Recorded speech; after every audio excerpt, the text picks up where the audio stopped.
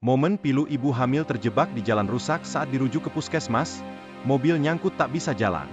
Nasib pilu dialami seorang ibu hamil di Desa Hegar Manah, Kecamatan Ara, Kabupaten Tabalong, Kalimantan Selatan, saat hendak dirujuk ke puskesmas Panaan, viral di media sosial.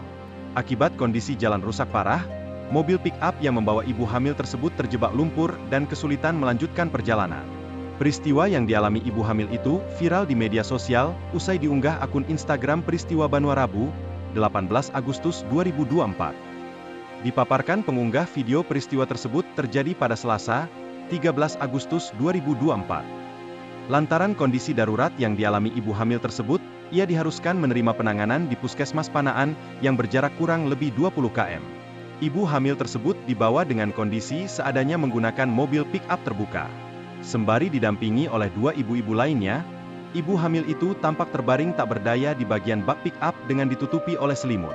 Mirisnya lantaran kondisi akses jalan yang rusak parah, mobil pick-up tersebut mengalami amblas dan terperangkap di kubangan lumpur.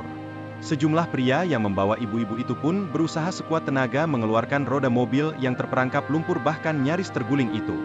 Namun dari video yang terlihat kondisi jalan rusak parah itu terjadi sejauh puluhan kilometer. Tak tampak adanya kondisi jalan yang rata ataupun beraspal selain kubangan lumpur dari tanah liat dan air dengan kedalaman mencapai sekitar 500 cm. Tampak ibu hamil yang sudah tak berdaya itu sesekali tampak meringis dan dalam kondisi lemah. Sejumlah peralatan seperti tali tambang pun dikerahkan agar mobil bisa melintasi jalan rusak yang dikelilingi oleh hutan itu.